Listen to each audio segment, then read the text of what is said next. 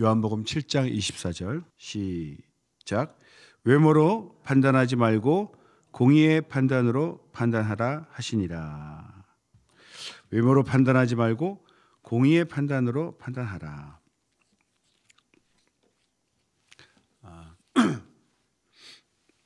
말씀 한 구절만 딱 이렇게 띄워놓고 나면 무슨 말인지 잘 모르죠. 이 배경이 있습니다. 그래서 이 7장을 좀 배경으로 설명하시고 이것을 나누도록 하겠습니다. 이제 이 요한복음 7장 시작 부분을 보시면 아시겠지만 예수님이 이제 하나님 말씀을 이제 가르치고 있는데 이 말씀을 가르치는 것이 기존의 유대인들, 바리새인들이 가르치는 것은 많이 다르죠. 권세 있는 새 교훈이다 할 정도로 예수님의 말씀을 가르치신 것과 또 그 실천하시는 것은 상당히 달랐습니다. 다시 말하면 안식일에 아무 일도 하지 않고 그동안은 아무 일도 하지 않았는데 예수님은 안식일에도 병자를 고치고 또 소경도 고치고 모든 이적을 안식일과 상관없이 계속 행하셨습니다. 그런 것들이 기존의 바리새인들, 사두개인들에게는 상당한 도전이 되는 것입니다. 왜냐하면 그들은 기득권자라고 하죠. 이스라엘을 움직이는 또 지도하는 그런 지도자의 위치에 있었기 때문에 그들은 어떤 말씀을 통해서 또 그 이스라엘 백성들을 이끌고 있는 그런 위치에 있는 자들인데 청년이 나타나서 이스라엘 목수인 한 청년이 나타나서 말씀을 가르치고 또 많은 이적들을 보여주기 때문에 사람들의 마음이 많이 예수에게로 옮겨가고 그를 따르는 자들이 나타나기 시작했습니다. 그런데 그것을 바라보고 유대 지도자들이 이것이 정말 하나님의 일인가, 하나님께로부터 왔는가 이렇게 판단하고 생각을 해야 되는데 그렇지 않다는 거죠. 판단 기준이 자기들 기준으로 자기들에게 유익한지 해가 되는지 자신들이 그 판단의 기준이 되었기 때문에 예수님의 모든 말씀 가르치심과 행위는 그들에게 굉장한 도전이 되고 그래서 예수님을 배척하고 핍박하고 나중에는 이제 죽이고자 하는 그런 마음까지 갖게 되었습니다. 왜냐하면 사람들의 마음이 자기를 따라야 되는데 자기를 따르지 않고 예수를 따르기 때문에 예수님이 하신 일이 나쁜 일을 행하신 것이 아닙니다. 사람을 살리는 일을 하셨지 않습니까? 그것은 선한 일이죠. 율법이라는 하나님께서 거룩한 율법을 주셨을 때 그 율법은 사실 사람들을 살리는 법입니다. 하나님의 사랑의 법이죠. 그래서 율법을 제대로 알고 있다면 예수님이 행하시는 걸 보고 저분은 지금 율법을 행하고 있다. 곧 하나님의 사랑을 실천하고 있고 사람들을 살리고 계시구나. 그래서 저분은 하나님께로부터 오신 분이 맞다라고 판단하게 된다는 거죠. 그것이 바로 오늘 본문에 나오는 공의의 판단입니다. 공의의 판단으로 판단하라. 즉 의롭게 판단하라.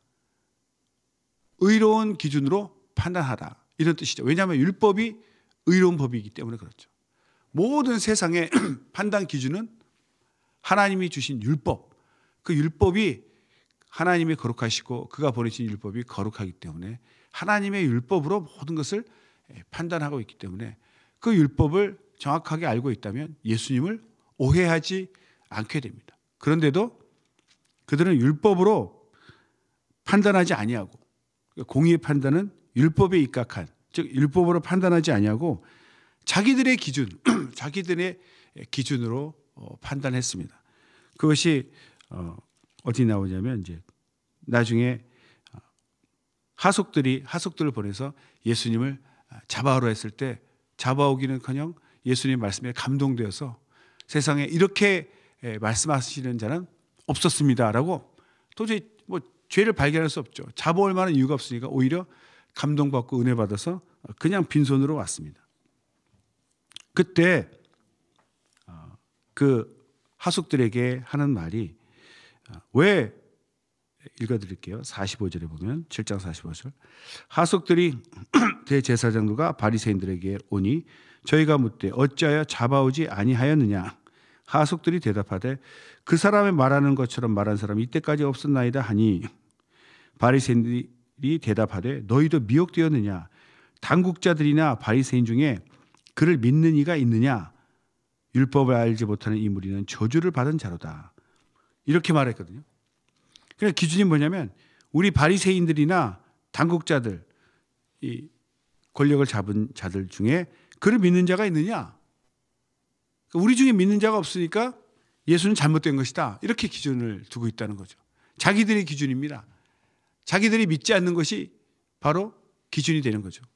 그러면서 오히려 율법을 알지 못하는 이 무리들, 오히려 율법을 모른다고 자신들이 율법을 모르고 있으면서도 그 하숙들에게 율법을 모르는 자들이라고 막 저주하고 책망하는 것이죠.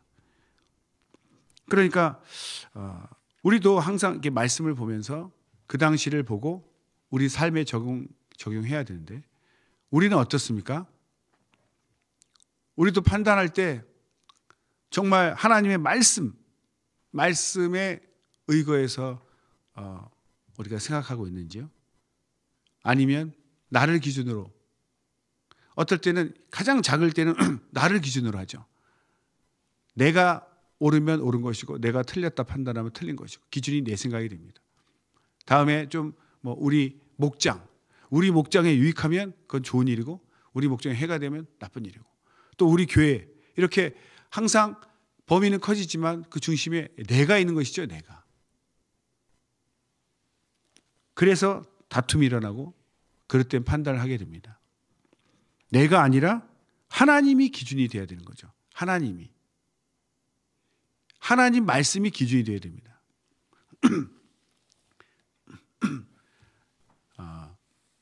어떤 우리가 이 부분은 좀 저도 짚고 넘어가 부분이라고 생각해서 말씀드리는데요. 개혁된 후에 우리 개혁 안에서 자주 저에게 제가 목사니까 해주는 말이 있고 이제 듣는 말이 뭐냐면 교회의 주인은 성도입니다 이렇게 얘기하시더라고요. 그래서 저는 그게 아니죠. 교회의 주인이 왜 성도가 됩니까? 교회의 주인은 누구시죠? 우리는 하나님이라고 알고 있습니다. 그런데 예전에 하도 목사들이 하나님 자리에 앉아가지고 교회를 차지하고 자기 마음대로 교회를 다스렸기 때문에 거기에 대한 이제 반대로 빼앗겼던 그 권리를 되찾는다. 뭐 이런 뜻으로 교회 주인은 성도입니다. 이렇게 얘기하시더라고요. 근데 저는 이제 그런 말을 들을 때마다 목사든 성도든 여기서 이제 성도는 이제 목사에 대비되는 그런 의도로 사실 목사도 다 성도 아니겠습니까? 그런 이제 목사라 구분해서. 그런데 그렇게 되면 결국 목사나 성도나 다 사람입니다. 그동안 당한 것이 억울하고 화가 나지만 그렇다고 그 누구도 하나님 자리에 앉아서는 안 되는 거죠. 교회의 머리는 하나님이시고 하나님이 교회의 주인이시죠. 교회를 누가 개척했다고 해서 그 개척한 사람이 교회의 주인입니까? 그건 아니죠. 하나님이 누구를 세워서 교회를 개척했으니까 하나님이 주인이시고 교회의 머리 되시고 우리 모두는 지체입니다.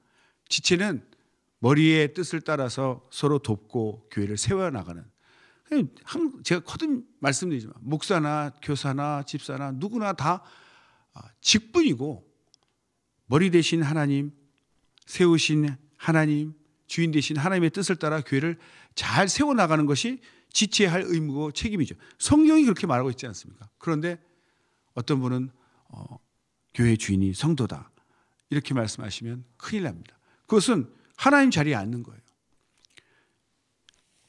그 배경의 마음 깊은 곳에는 권력욕이 있는 거죠. 바리새인들과 뭐가 다르겠습니까? 예수님이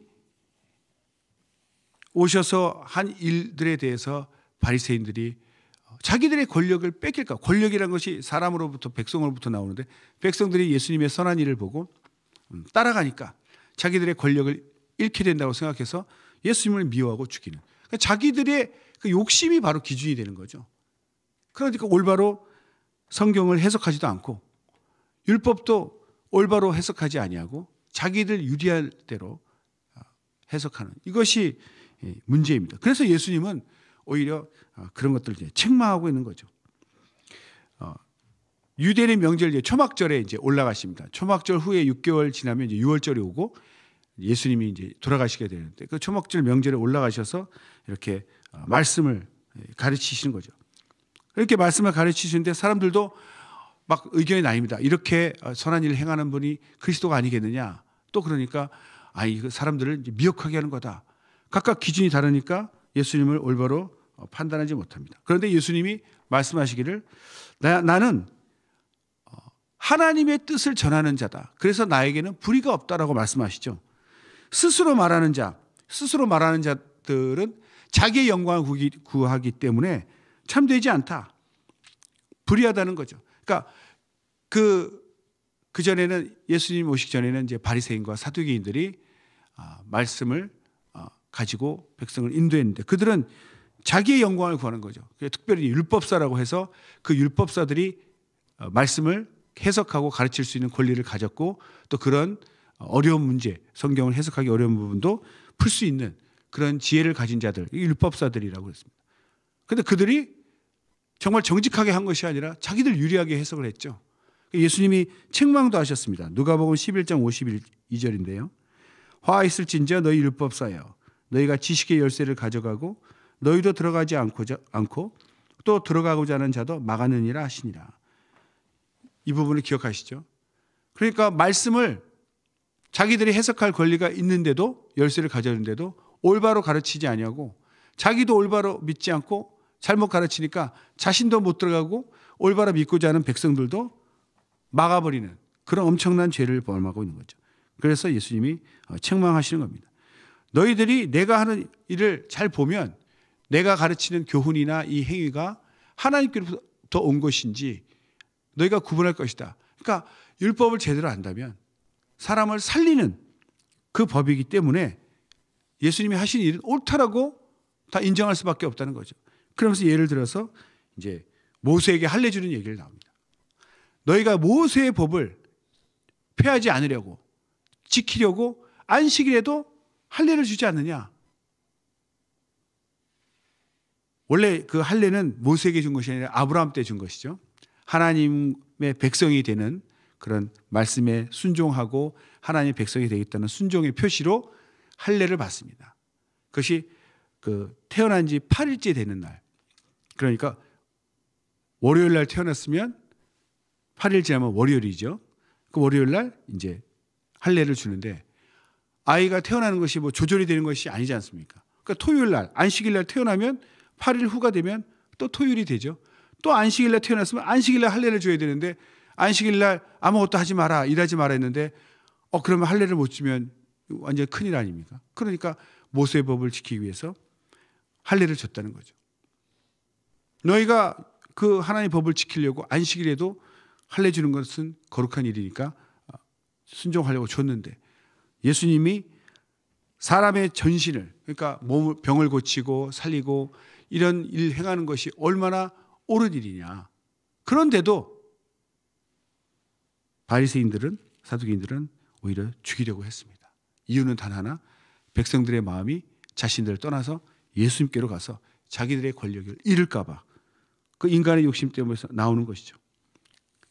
그래서 예수님께서 너희가 외모로 판단하지 말고 공의의 판단으로 판단하라 말씀하신 거죠. 외모라는 것은 딱 이렇게 딱 어떤 뭐 생김새만을 얘기하는 것이 아니라 그 사람의 배경, 그 사람의 외모로 나타나는 모든 것들을 다 포함하는 말입니다. 왜 이런 말씀을 하셨냐면 예수님이 만약 바리새인이나 사두개인 가문 그런 유명한 데서 태어났다면 이렇게 무시하지 않았을 것이라는 거죠. 왜냐하면 유대인들이 예수님이 가르치는 걸 보고서 어떻게 말씀했습니까? 이 사람은 글을 배우지 아니하거늘 어떻게 이렇게 글을 아느냐? 배우지 않았는데 글을 어떻게 아느냐? 이 말뜻이 까막눈인데 어떻게 글을 아느냐 이런 뜻이 아닙니다. 글자를 모른다는 것이 아니고 그 당시에 유대인들은 평범한 유대인의 가정이라 할지라도 매주 그 안식일날 회당에 가서 성전이 무너진 이후에 포로기 이후에는 이제 회당을 지어서 회당에서 말씀을 듣고 가르쳤기 때문에 기본적으로 항상 매주 하나님 말씀을 이제 듣고 있습니다. 그리고 또 이제 쇠마 우리 성경 세미나 시간에도 나왔죠. 쇠마가 들으라. 쇠마 이스라엘 이런 말씀이 있는데 항상 아침 저녁으로 이렇게 외우는 그 기도문이 있습니다. 쇠마라고 하는 그 기도문을 읽기 때문에 기본적으로 유대인이라면 다 율법을 어느 정도는 들어서 알고 있는 것이죠. 그런데 예수님은 글을 모른다 이런 뜻이 아닙니다. 여기서 말하는 것은 그 사두개인이나 이런 바리새인 같은 집권자들은 소위 바울처럼 가말리알 문화에서 아주 고급 교육을 받은 그런 자들이거든요. 사도 바울처럼. 그런 의미에서 글을 배우지 아니하였다. 이 말이 뭐냐면 그런 명문 그런 율법 선생님 밑에서 이렇게 배우지 아니하였다. 그런데 이렇게 깊이 할 수가 있는가? 저렇게 담대하게 해석할 수 있는가? 그것을 의아하게 여겼다는 거죠. 그러니까 예수님을 볼 때도 하나님의 그리스도는 베들레헴 다윗의 고향인 베들레헴에서 태어나야 되는데 예수님은 사실 태어났지만 자라기는 나사렛에서 태어났기 때문에 이름이 나사렛 예수입니다. 예수라는 이름은 이제 많이 흔한 이름이죠. 그래서 나사렛 예수니까 그분들 사람들 생각에 나사렛에서 태어났느냐? 사실 자세히 알아보면 그렇지 않은데도 그냥 나사렛 사람으로 치부하니까 베들레헴에서 태어나지도 않고 뭐 직업도 목수 별로 그렇게 높은 직분도 아니고 직업도 아니고 그럼 좀 가난했겠죠. 그리고 분위기 자체가 그렇게 뭐 자기들이 따를 만큼 그런 모습도 아니고 성경에 보면은 그런 고운 숭 마른 땅에서 태어난 고운 숭 같아서 힘 하나도 없는 마른 땅에서 있으니 뭐 얼마나 약하겠습니까? 그러니까 사모할 만한 부분 그런 부분도 없고 아주 외모로 보면 그냥 너무나 평범하고 별로 이렇게 눈길이 가지 않는 그런 아주 뭐 별로 이렇게 존재감이 없는 그런 외모로 오셨죠. 우리가 성화에서 보는 그런 것이 아니죠, 사실은. 그냥 딱 봐도 그냥 누군지 관심 없는 외모도 그렇고 실제 외모도 그랬고 볼품이 없었고 배경도 그렇고 그런데 갑자기 저렇게 막 사람들을 끌고 가니 얼마나 이제 시기심이 났겠습니까? 명문 세도 가문에서 이렇게 나온 후손이라면 그렇게 함부로 무시하지는 않았겠죠. 그러니까 예수님이 외모로 판단하지 말고 공의의 판단으로 하나님 말씀에 입각해서 판단하라. 그러면 예수님을 온전히 이해하고 따를 수 있게 되는 그런 것이죠.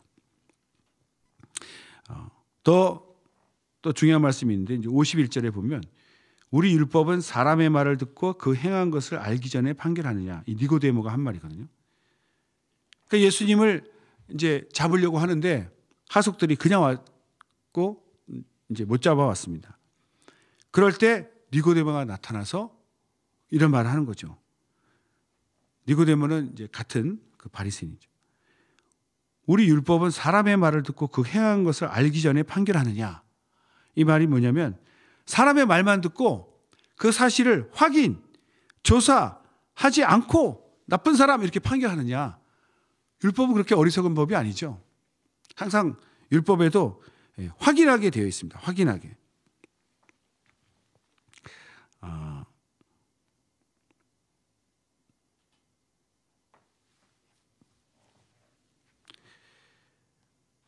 율법을 제가 신명기 17장 4절에 보면 실제로 이제 신명기 17장 4절에 보면 내가 듣거든 자세히 사실하여 볼지니 사실하다는 것은 조사하다라는 뜻이죠. 그러니까 율법에 그렇게 나와 있다는 거죠.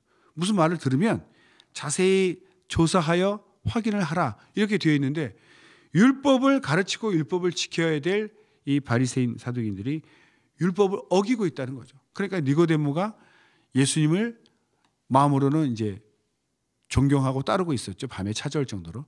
그렇기 때문에 예수님을 그렇게 확인도 안 하고 죄인 취급하는 그런 동료들에 대해서 율법으로 이제 예수님을 직접적으로 이렇게 지칭하면서 지지한 것은 아니지만 잘못된 방법으로 하고 있다는 것을 이렇게 지적을 해주는 것입니다. 결국 예수님을 구하고 보호하고자 하는 뜻이 있는 거죠.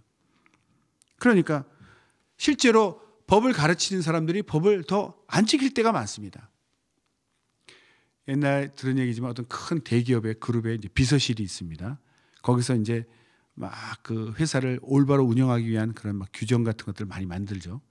근데 문제는 만들어서 일반 사원들은 다 지키게 하면서 정작 자신들은 안 지킨다는 거죠. 음주운전을 측정하는 교통경찰이 음주할 때가 있지 않습니까? 얼마나 어불성설입니까? 그런 것처럼 이 유대인들은 말씀을 가르치는 입장에서 본인들이 먼저 본을 보이고 지켜야 되는데 그렇지 않고 말만 듣고 그냥 죄인으로 확인도 안 해보고 그것을 니고데모는 지적하고 있는 것입니다. 그러니까 기존의 기득권자들은 이 바리새인 율법자들은 말씀을 가르치면서도 실제로 자신들은 지키지도 않고 또 자기의 권력을 유지하기 위해서 마음대로 판단하는 그래서 예수님을 알아보지 못하고 예수님을 제거하려고 하는 거죠. 그러나 일반 백성 중에서나 또 바리새인의 니고데모 같은 그런 순전한 마음을 가지고 하나님 말씀을 정말 알고 지키는 사람들은 예수님의 말과 행위를 보면 저분은 그리스도가 맞다. 하나님께로부터 나오신 분이다. 이렇게 확인할 수 있다는 것입니다. 우리의 삶 가운데는 우리는 그럼 어떻게 해야 되겠습니까? 유기성 목사님이 그런 설교 중에 그런 말씀을 하셨습니다. 교회에 싸움이 있고 분란이 많은데 어느 교회는 그런가 봐요. 아무리 목사님 훌륭해도 그렇지 않은가 봐요. 교회는.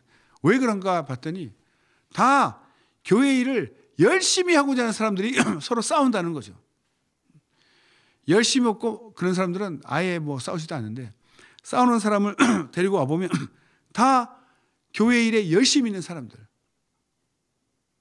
그런데 하나님의 성령으로 감동되어서 하나님의 법에 의해서 말씀에 순종해서 열심을 내면 당연히 하나님의 말씀은 무엇입니까? 서로 사랑하라. 남을 나보다 낮게 여겨라. 우리는 지체다. 그것을 알기 때문에 싸울 수가 없습니다. 연합할 수밖에 없죠. 연합하고 동역하는 방법을 알 텐데 왜 싸우냐 이거죠. 자기 방식대로 하려고 하니까. 자기 기준으로 일하다 보니까 계속 부딪히는 거죠. 무섭습니다. 열심히 많을수록 더 무서워요. 그냥 거침없이. 싸우면 어떻게 됩니까? 첫째, 하나님 계명을 어기는 거죠. 사랑하라 그랬는데 싸우고 있으니까. 두 번째, 싸움에서 진 사람은 굴복하고 따르겠습니까? 시험 들죠. 자기 뜻이 이루어지지 않았기 때문에 이긴 사람은 득이양양하겠지만 진 사람은 교회를 떠나거나 완전히 파묻혀 버립니다. 사람 하나 잃어버리는 거죠. 더 중요한 것은 일을 성공시키는 것보다 더 중요한 것은 사람을 잃으면 안 된다는 거죠. 사람을 잃으면 안 되는 거예요. 일하다 보면 실수도 있고 고의적으로 할 수도 있겠지만 얼마나 실수가 많습니까?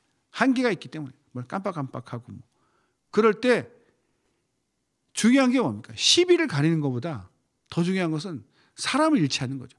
싸우게 되면 사람을 잃어버립니다. 관계가 깨지거든요. 인간관계. 저도 매번 후회하고 회개하는 것이 혈기가 나면 그 사람에게 상처를 주게 되고 그럼 그 사람과 멀어지는 거죠. 그 사람을 잃어버리는 거예요. 나 혼자서 얼마나 일을 많이 하겠습니까?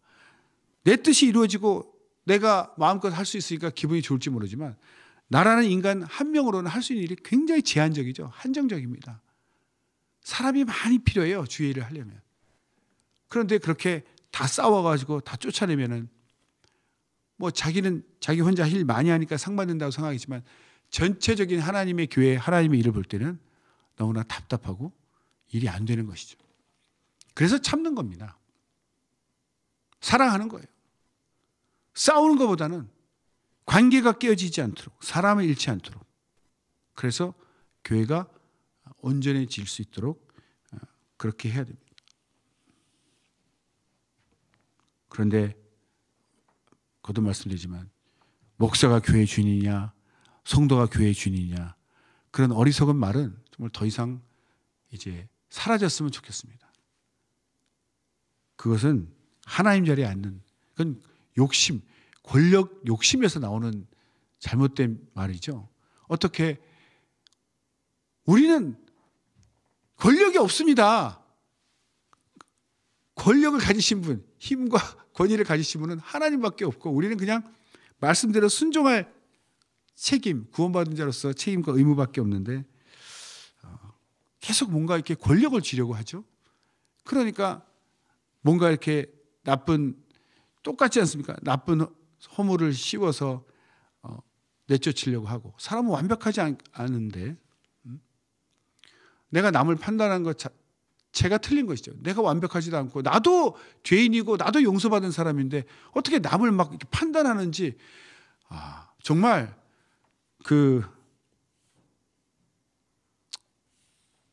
저 자신을 봐도 그렇지만 아무리 많은 이 말씀을 폭포수같이 폭탄처럼 이렇게 떨어뜨려도 견고한 진, 벙커처럼, 아무리 폭탄이 떨어져도 깨지지 않는 벙커처럼 우리 심령은 그렇게 많은 말씀을 평생을 들어도 잘 안 바뀌죠.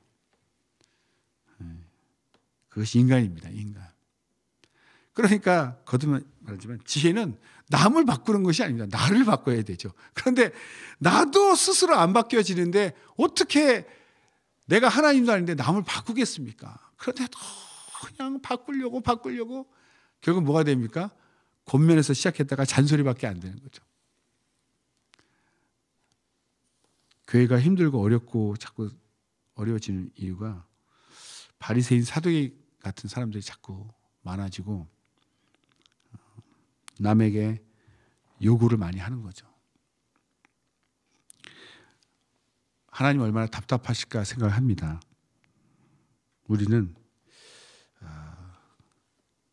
외모로 판단하지 말고 공의로 판단하다. 곧 하나님 말씀으로 모든 걸 판단하되 자신부터 돌아보고 판단하면 정말 우리 교회는 순간에라도 정말 거듭나고 주님 보시기에 합당한 교회가 될 수 있다고 생각합니다.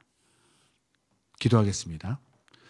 이 순간 기도하실 때 정말 하나님이 원하시는 것이 무엇인가?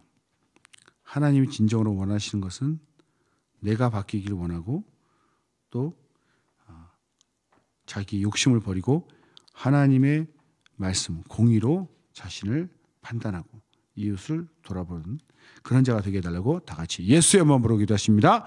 예수여!